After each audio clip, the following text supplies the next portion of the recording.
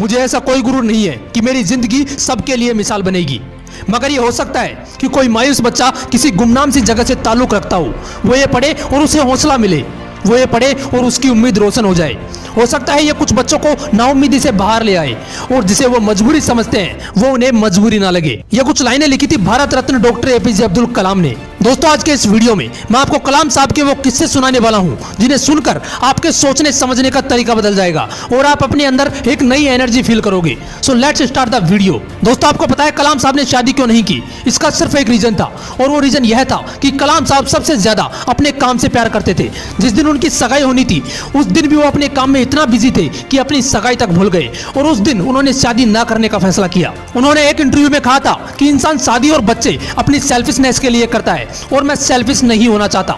मैं अपनी पूरी जिंदगी इस देश को समर्पित करना चाहता हूं। दोस्तों, बात है 10 अगस्त 1979 की। 19 साल की मेहनत, 23 मीटर लंबा SLV-3 रॉकेट 17 टन का वजन लेकर 7:58 पर आसमान में उड़ा। यह रॉकेट 4 स्टेजेस में था और यह सिर्फ एक रॉकेट नहीं था, यह सपना था उन तमाम लोगों का जो इस प्रोजेक्ट में शामिल थे और इस प्रोजेक्ट के डायरेक्टर थे कलाम साहब। वो रॉकेट पहली स्टेज तो पार कर गया, लेकिन दूसरी स्टेज में जाने के बाद रॉकेट ने काम करना बंद कर दिया और 317 सेकंड के बाद कलाम साहब और कई लोगों का सपना कचरा बनकर श्रीहरिकोटा से 560 किलोमीटर दूर समंदर में जा गिरा। दोस्तों, क्या हालत हुई होगी उस वक्त कलाम साहब और उनके बाकी साथियों की जब उनके 19 साल का सपना कुछ ही सेकंडों में समंदर में कचरा बनकर बिखर गया। कलाम साहब कहते हैं कि उस वक्त मैं अंदर से इतना टूट गया कि मैं अपने बिस्तरों में जाकर धंस गया और मेरी आंखों से आंसू बहने लगे। लेकिन दोस्तों, कलाम साहब हार मानने वालों में से नहीं थे।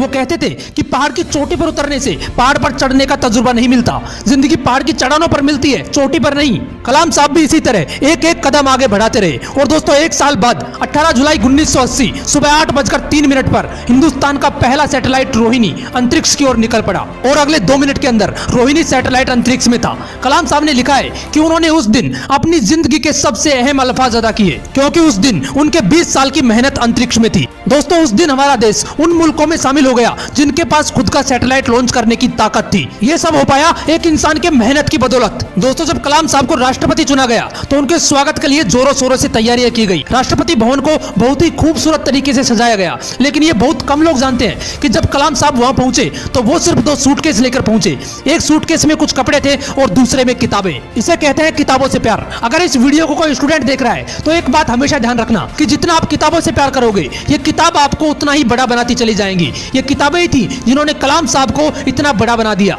आपको पता है पूर्व राष्ट्रपति कलाम साहब सादगी और ईमानदारी जैसे गुणों की मिसाल थे जो आज के राजनीतिक परिदृश्य में दुर्लभ हो चले हैं। एक बार कलाम साहब का पूरा परिवार उनसे मिलने दिल्ली आया। उनके 90 साल के बड़े भाई से लेकर उनके 1.5 साल की परपोती तक टोटल 52 लोग थे। सभी को राष्ट्रपति भवन लाया गया जहां पर वो 8 दिन रुके। दोस्तों, आपको जानकर हैरानी होगी कि उन 8 दिनों में जितना भी खर्चा हुआ चाय से लेकर खाने तक का, वो सारा खर्च कलाम साहब ने अपने पर्सनल अकाउंट से दिया। करीब 3,52,000 रुपए का चेक काटकर राष्ट्रपति कार्यालय को भेजा। इसलिए कलाम साहब ईमानदारी की मिसाल थे, ना जात धर्म ना कोई भेदभाव। मैंने कुछ लाइनें पढ़ी थी जो कलाम साहब के लिए कही गई थी। था बंदा इस्लाम का वो, पर कभी न ऐठा करता था, जब भी चाहा संतों के चरणों में बैठा करता था। दोस्तों, कलाम साहब ने कुछ बातें कही थी जो हर व्यक्ति को अपने जीवन में उतारनी चाहिए। उन्होंने कहा था कि कोई शख्स कितना भी छोटा क्यों ना हो, उसे हौसला नहीं छोड़ना चाहिए। मुश्किलें जिंदगी का हिस्सा हैं और तकलीफें कामयाबी की सच्चाइयां। खुदा ने यह वादा तो नहीं किया कि आसमान हमेशा नीला ही रहेगा, जिंदगी भर फूलों से भरी राहें मिलेंगी।